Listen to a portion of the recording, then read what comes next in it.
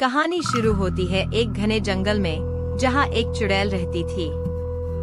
इस चुड़ैल के बारे में कहा जाता था कि उसके पास कुछ अद्भुत रहस्य हैं। एक दिन दो दोस्त राघव और अरुण ने चुड़ैल के रहस्यों को जानने की ठानी। वे दोनों साहसी थे और किसी भी प्रकार के डर से अनजान थे। राघव और अरुण ने जंगल में प्रवेश किया।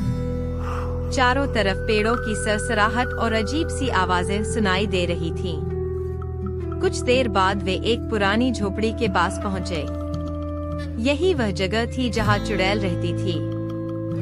जैसे ही वे झोपड़ी के पास पहुंचे, अचानक चुड़ैल बाहर आई। उसकी आंखें चमक रही थी और उसने जोर से हंसते हुए कहा, तुम यहाँ क्यों आए हो?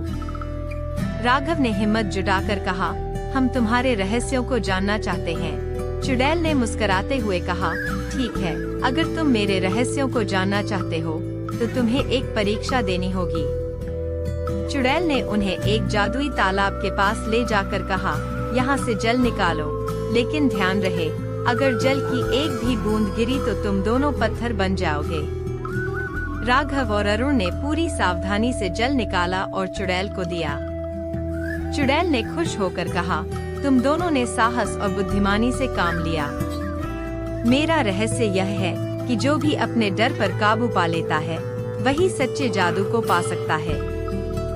चुड़ैल ने उन्हें आशीर्वाद दिया और कहा, अब तुम अपने घर जा सकते हो। याद रखना, सच्चा जादू हमेशा तुम्हारे भीतर होता है।